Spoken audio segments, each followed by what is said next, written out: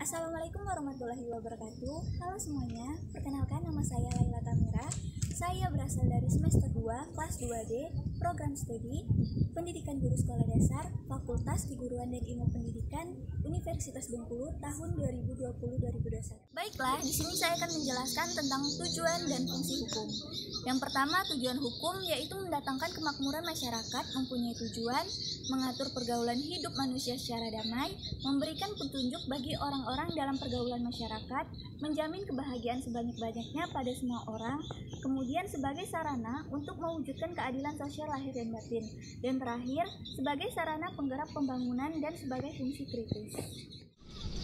Berkenan dengan tujuan hukum atau menjamin kepastian hukum, ada beberapa pendapat dari para ahli hukum sebagai berikut. Pertama, dari Aristoteles atau biasa disebut dengan teori etis. Tujuannya, hukum semata-mata mencapai keadilan, artinya memberikan kepada setiap orang apa yang menjadi haknya. Disebut teori etis karena ini hukum semata-mata ditentukan oleh kesadaran etis mengenai apa yang adil dan apa yang tidak adil. Kedua, yaitu Jeremy Bentham atau disebut teori utilitis pada tahun 1990. Yaitu hukum bertujuan untuk mencapai kemanfaatan. Artinya, hukum bertujuan menjamin kebahagiaan bagi sebanyak-banyaknya orang atau masyarakat.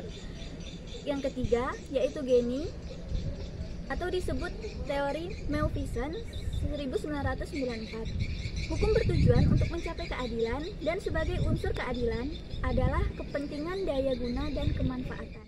Yang keempat, yaitu Van Appeldoorn, yaitu tujuan hukum ialah mengatur pergaulan hidup manusia secara damai. Hukum menghendaki perdamaian. Perdamaian di antara manusia dipertahankan oleh hukum dan melindungi kepentingan-kepentingan hukum manusia seperti kehormatan, kemerdekaan jiwa, harta, benda dari pihak-pihak yang merugikan. Selanjutnya, yang kelima, Profesor Subekti SH. Tujuan hukum adalah menyelenggarakan keadilan dan ketertiban sebagai syarat untuk mendatangkan kemakmuran dan kebahagiaan. Dan terakhir, keenam, Purnandi dan Suharjo Soekarto. Tujuan hukum adalah kedamaian hidup manusia yang meliputi ketertiban ekstern antar pribadi dan ketenangan intern pribadi. Purnandi, Suharjono, Soekarto, 1978. Selanjutnya, saya akan membahas tentang fungsi hukum. Apabila kita perhatikan definisi-definisi hukum atau rumusan-rumusan dari para sarjana hukum tersebut, pada dasarnya kita dapat menemukan adanya unsur-unsur hukum, ciri-ciri hukum, dan sifat-sifat hukum. Adapun fungsi hukum dari hukum adalah sebagai berikut. Sebagai perlindungan, hukum melindungi masyarakat dari ancaman bahaya. Fungsi keadilan, hukum sebagai penjaga, pelindung, dan memberikan keadilan bagi manusia. Dan dalam pembangunan, hukum dipergunakan sebagai acuan tujuan negara. Fungsi hukum secara umum yaitu: pertama, hukum berfungsi untuk melindungi kepentingan manusia. Kedua, hukum berfungsi sebagai alat untuk ketertiban dan keteraturan masyarakat. Ketiga, hukum berfungsi sebagai sarana untuk mewujudkan keadilan sosial.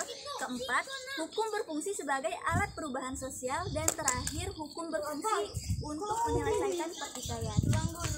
Baiklah teman-teman, itulah penjelasan tujuan dan fungsi hukum dari saya. Terima kasih. Wassalamualaikum warahmatullahi wabarakatuh. Dadah.